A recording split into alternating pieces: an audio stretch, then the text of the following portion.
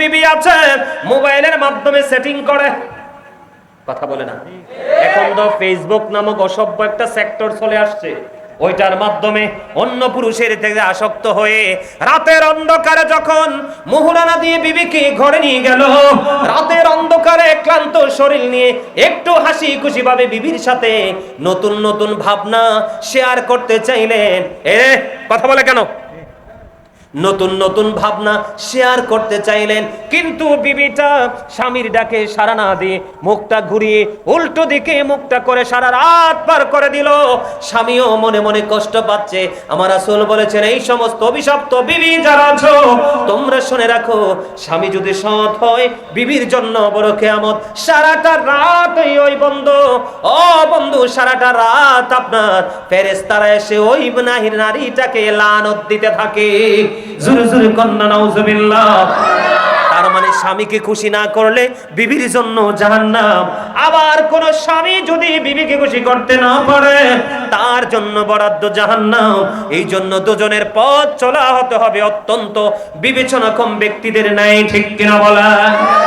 আমার রাসূল বলেছেন, মেয়েকে সময় মতো বিয়ে দাও, ছেলেকেও সময় মতো বিয়ে দিয়ে দাও। তার কারণ হলো আমি অন্য সম্প্রদায়ের কাছে আমার উম্মত নিয়ে গর্ব করব।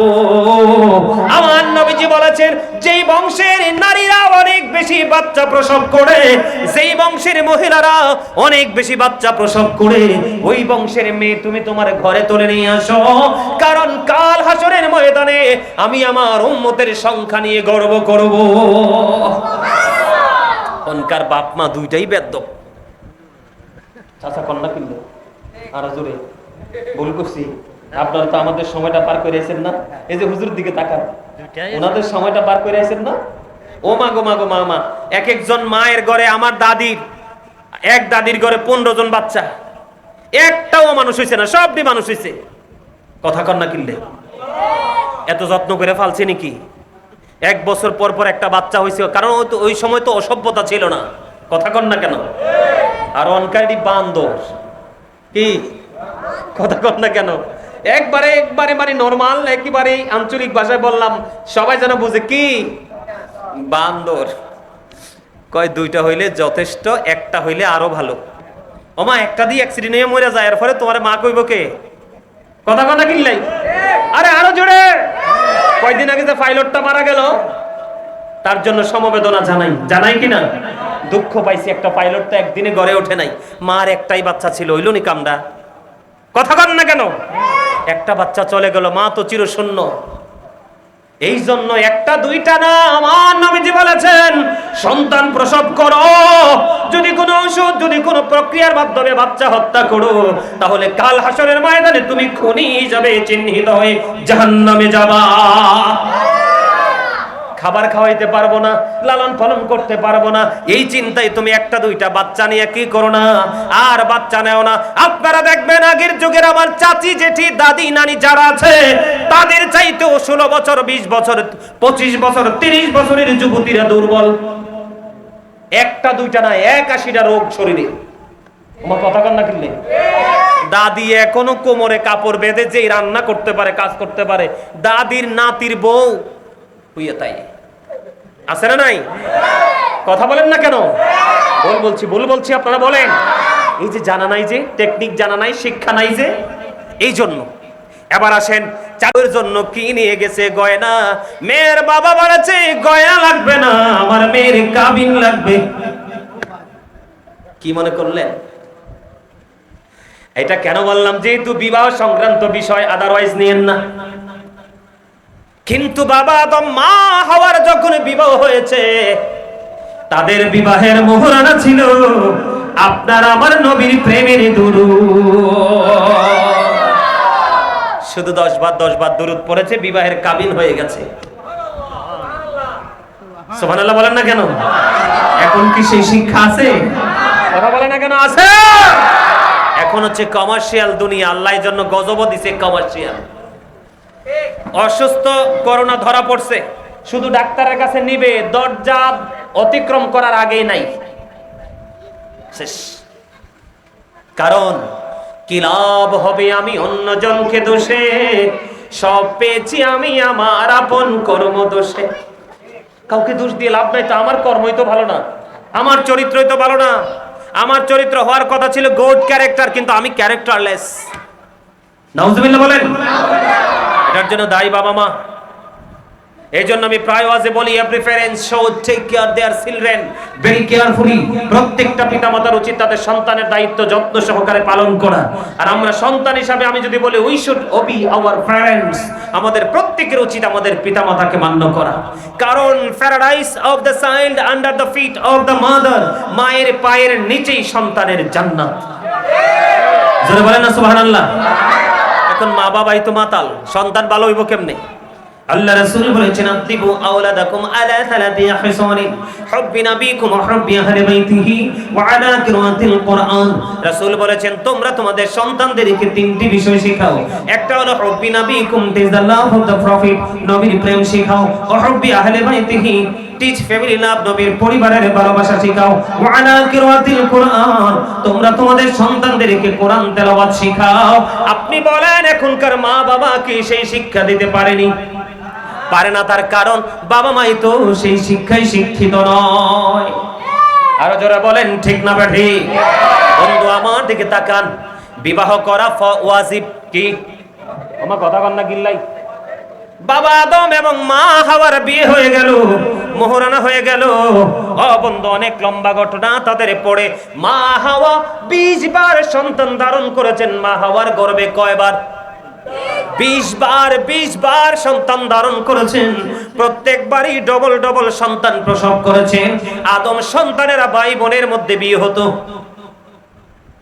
মা হাওয়া 20 বার সন্তান ধারণ করেছেন, প্রত্যেকবারই ডবল ডবল সন্তান প্রসব করেছেন।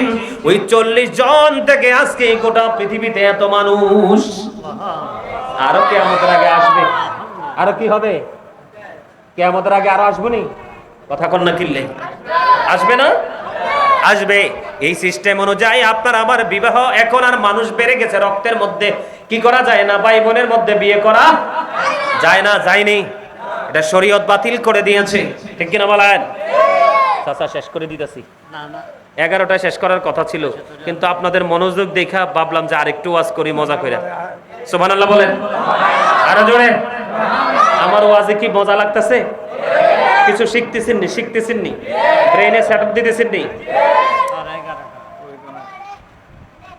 ওয়াজ কিন্তু অত্যন্ত গুরুত্বপূর্ণ, একটা সেনসিটিভ বিষয়। একটু খেয়াল করুন আমি কি বলি। বন্ধুরে আমার, বিবাহ ওয়াজিব, বিবাহ সুন্নাত, বিবাহ হারাম। ক্লাস কয়টা? আরো জোরে বলেন, আরো জোরে বলেন। বন্ধু, একটা ছেলে অত্যন্ত সক্ষম, যৌন শক্তি তার বডিতে পরিপূর্ণ এবং অর্থনৈতিক ক্ষমতাও তার অনেক বেশি। বিবিকে হাসি খুশি ভাবে মোহরানা দিয়ে বিয়ে করতে পারবে। ওই ছেলের কোনো অজুহাত চলবে না। প্রাপ্ত হয়েছে, তাকে বিয়ে করা ওয়াজিব। কারণ তার যৌবনের চাহিদা বেশি, স্পিড বেশি, কি বেশি? সাথে সাথে আর্থিক সাপোর্ট পাওয়ারও বেশি, ধন দৌলত বেশি। কোনো অজুহাত চলবে না। বাবা মার দায়িত্ব হলো তাকে বিয়ে করে দেওয়া। যদি আপনি বিবাহ করে না দেন, ওই ছেলেটাই ব্যভিচার জিনায় লিপ্ত হয়ে যাবে।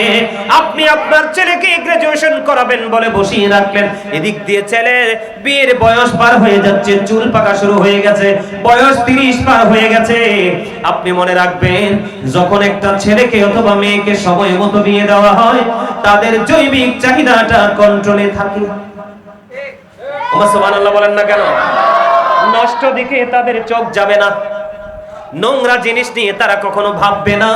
এই জন্য বাবা এবং মাকে তাদের এই সময়টার দিকে খেয়াল রাখা উচিত। যেই ছেলেটা শারীরিক মানসিক ভাবে জৈবিক চাহিদায় পরিপূর্ণ, অর্থনৈতিক ভাবে শক্তিশালী, ওই ছেলে যে বিয়ে করে ফেলা তার জন্য ওয়াজিব।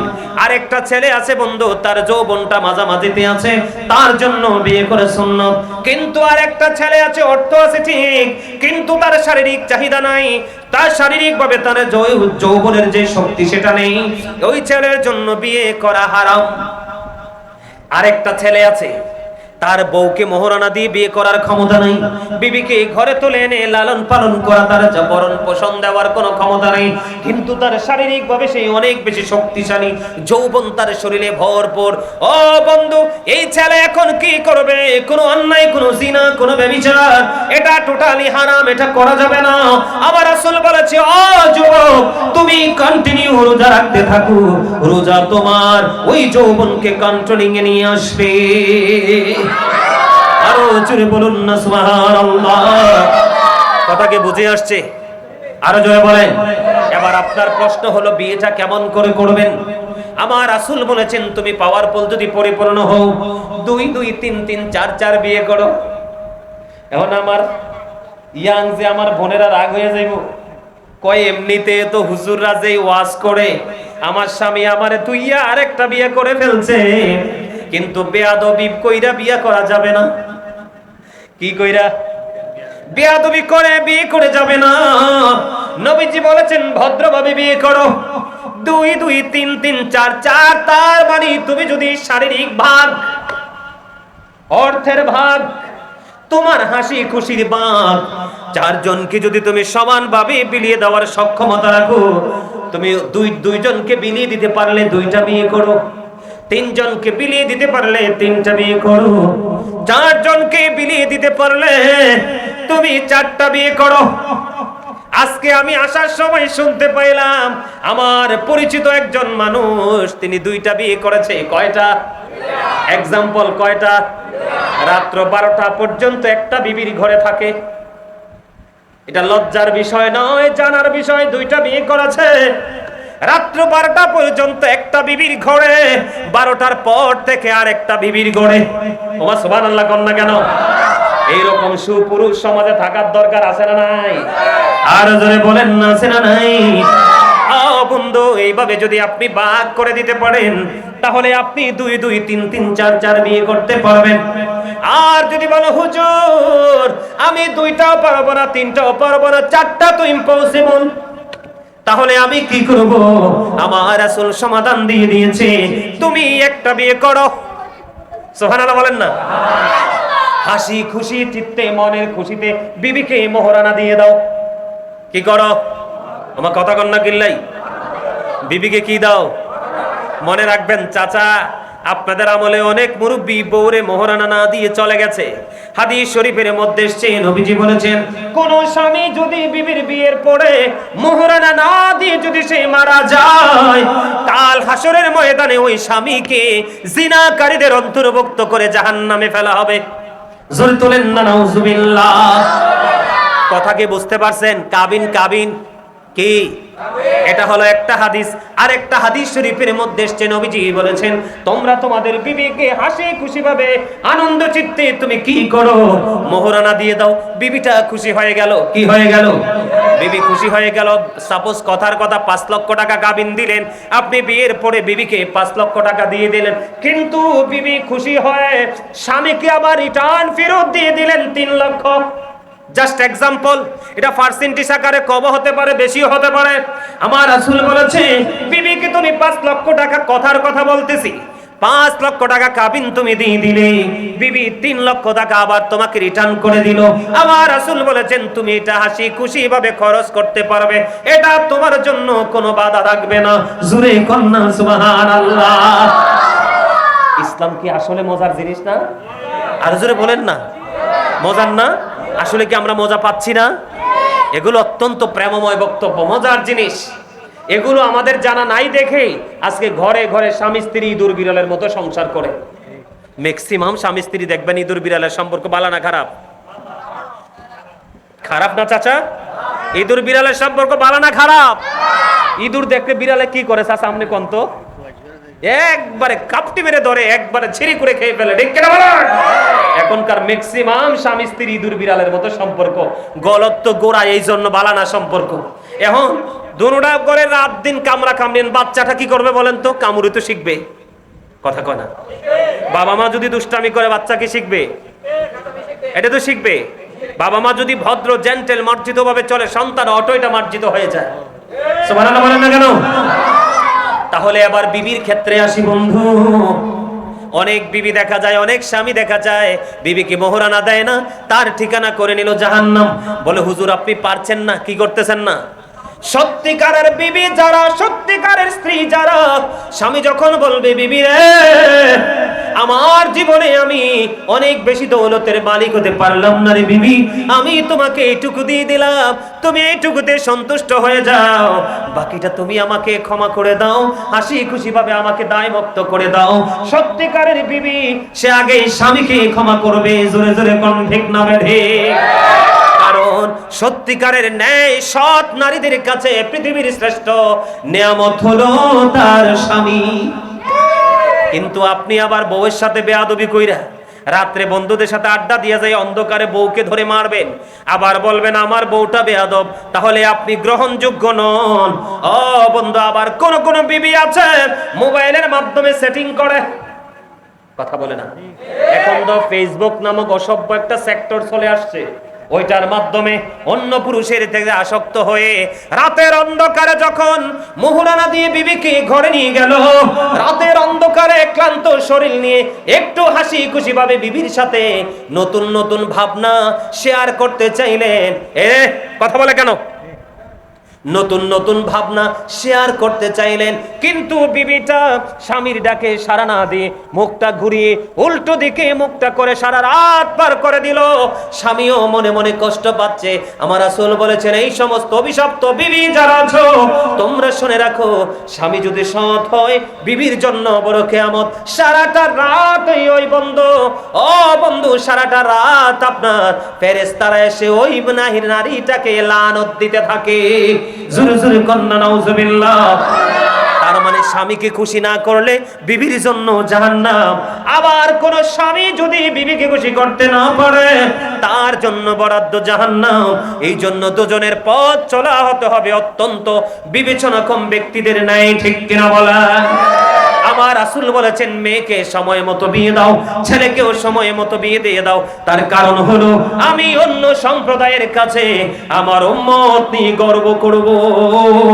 আমার নবীজি বলেছেন যেই বংশের নারীরা অনেক বেশি বাচ্চা প্রসব করে, যেই বংশের মহিলারা অনেক বেশি বাচ্চা প্রসব করে, ওই বংশের মেয়ে তুমি তোমার ঘরে তুলে নিয়ে আসো, কারণ কাল হাসরের ময়দানে আমি আমার উম্মতের সংখ্যা নিয়ে গর্ব করব। অনকার বাপ মা দুইটাই বেদ্যপ। চাচা কন্যা কিনলো আর জোরে ভুল করছি, আপনারা তো আমাদের সময়টা পার করে আছেন না? এই যে হুজুর দিকে তাকান, ওনাদের সময়টা পার করে আছেন না? ও মা গো মা গো মা, এক একজন মায়ের ঘরে, আমার দাদির এক দাদির ঘরে 15 জন বাচ্চা, একটাও মানুষ হইছে না, সবটি মানুষ হইছে। কথা কন্যা কিনলে এত যত্ন করে ফালছে নাকি? 1 বছর পর পর একটা বাচ্চা হয়েছে, কারণ ওই সময় তো অসভ্যতা ছিল না। কথা কন না কেন? আর অনকারি বান্দর কি, কথা কন না কেন?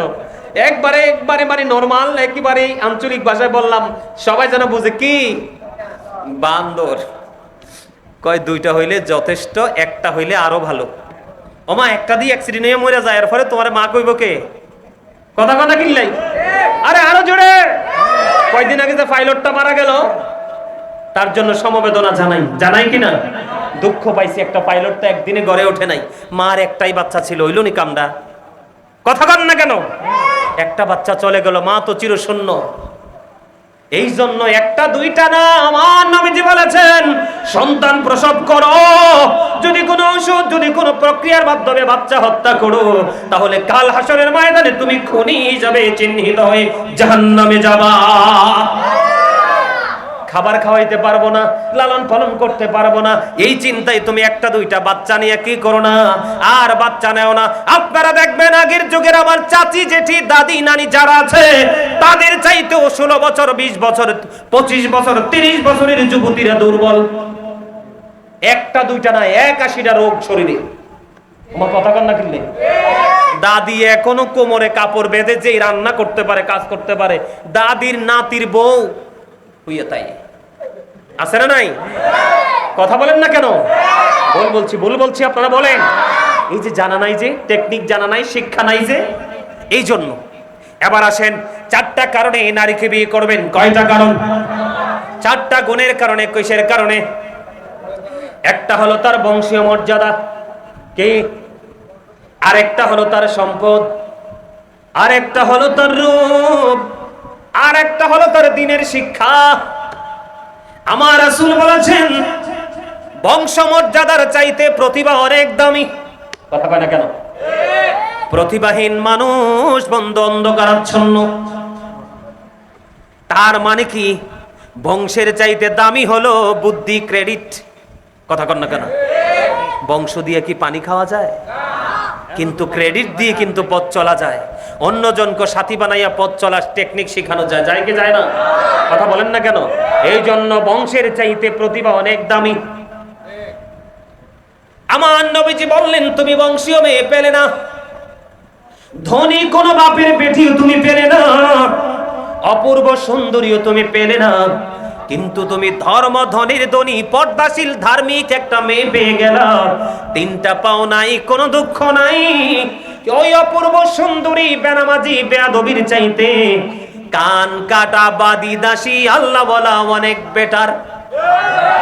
এটা আমার কথা নয়, আমার নবীর কথা। মেয়েটা যদি একটু খাটো হয়, যত ভালো হোক, বিয়ে তো করাইবেন না। মেয়েটার মা বাবা না থাকলে 100 জন খাওয়াইতে পারবে না, ওই মেয়েটাকে তো বিয়ে করাবেন না। আবার অনেক বড় লোক বাপে চিন্তা করে গরিব কোন ছেলের কাছে বিয়ে দিব না, কিন্তু গরিব ছেলেটাই তো কাঁচা সোনা, হীরার টুকরা।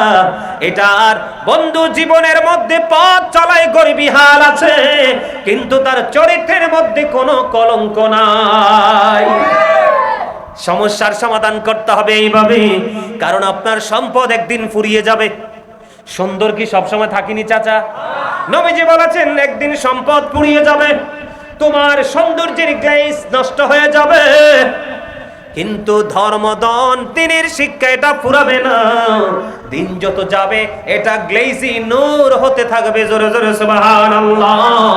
এই জন্য আমার নবীজি বলে দিয়েছে তোমরা সুন্দরীর পিছনে ছোট না, ধনীর পিছনে ছোট না, বংশে মর্যাদাশীলের পিছনে ছোট না। যদি তুমি ধর্মদনের ধনী পাও, হ্যাঁ বলে হুজুর বংশ, যদি বংশীয় পাও, ধনীও পাও, সুন্দরীও পাও, আল্লাহওয়ালা পাও, তাহলে তোমার জন্য বন্ধু বড় নিয়ামত। কিন্তু বাকি তিনটা নাই, একটা আছে, এটাকে বউ করে ঘরে নিয়ে আসো। আগামী দিনে তোমার ঘরে আসবে শাহাবুদ্দিনের মতো আল্লাহ আল্লাহ রাসূলের প্রেমিক সন্তান। ঠিক কিনা বলেন? আরো জোরে। আগামী দিন থেকে সেই টেকনিকে বিয়ে দিবেন এবং করাবেন তো? আর জোরে বলেন না কেন? চিন্তা করবেন তো? ধন দৌলত আসেনি দেখবেন, ধন ছাড়া তো চলতে পারবেন না। বংশ মর্যাদা হলে বংশের একটা ধার আছে, আছে না? যে পথ চলতে গেলে আগের দিনে মুরব্বীরা এখনো বংশীয় ছেলে মেয়ে খুঁজে। বংশ যখন থাকবে, কথা বলতে, পথ চলতে দাড়ি কমা রেখে বলবে। ঠিক কিনা বলেন? সম্মানিত উপস্থিতি, আল্লাহ আমাদের সবাইকে ঈমান ইসলামী জিন্দেগি দান করুক। সকলে বলেন আমিন। আর জোরে বলেন আমিন। এখানে কি তাবারুক দিবেন? এখানে তো মনে হয় তাবারুক তো মনে হয় নাই। তাবারুকের ব্যবস্থা আছে? ঠিক আছে। সম্মানিত উপস্থিতি, তাহলে আমরা মৃত্যুর কথা স্মরণ রাখবো। দুনিয়াতে বিপদ আসবে, আমার আল্লাহ বলেছেন দুনিয়াটা বিপর্যয়ের জায়গা, মুমিনের জন্য দুঃখের জায়গা, প্রতিকূল পরিবেশের জায়গা, কিন্তু ভাঙ্গা যাবে, ধৈর্য ধরতে হবে। তার জন্যই চিরস্থায়ী নিয়ামত আল্লাহ বরাদ্দ রেখেছেন। ঠিক না? ঠিক কথা বলে না? পথ চলায় সবসময় কি করবেন? মৃত্যুর কথা স্মরণ রাখবেন। আর একটা বিষয় হলো বিবাহের ক্ষেত্রে সচেতন থাকবেন, তাহলে নুরানি সন্তান পৃথিবীতে আসবে। আর একটা নুরানি সন্তান হলো পৃথিবীর বাবা মার জন্য সদকায়ে জারিয়া, এটা কিয়ামত পর্যন্ত কন্টিনিউ চলতে থাকবে। আর এই আমলই একটা বাবা মাকে জান্নাত পর্যন্ত পৌঁছে দেবে। আল্লাহ আমাদের সবাইকে আমার ইসলামী জিন্দেগি দান করুক। সকলে বলুন আমিন। আমার ভাই শাহাবুদ্দিনকে যেন আল্লাহ তাকে দাম্পত্য জীবনে যেন আল্লাহর নিয়ামতে পরিপূর্ণ করে দেয়, আল্লাহ যেন সেই তৌফিক দান করে। সকলে বলুন আমিন। আল্লাহ যেন তাদের জীবনটাকে নূরের আলোয় আলোকিত করে দেয়। শাহাবুদ্দিনের বিবাহের পরে, স্বামী স্ত্রীর মিলনের পরে আল্লাহ যেন তাকে নূরানি নেক সন্তান যেন দান করে। সকলে বলুন আমিন। আরো জোরে বলুন আমিন। আমি এখন একটু ছোট্ট করে একটু মিলাদ পড়বো, ছোট্ট করে মিলাদ কিয়াম করে তারপর আমি মোনাজাত দিব। আপনারা কি মিলাদ কিয়াম করেন তো? এটার বিপক্ষে না তো? হ্যাঁ, এটা মজা লাগে না?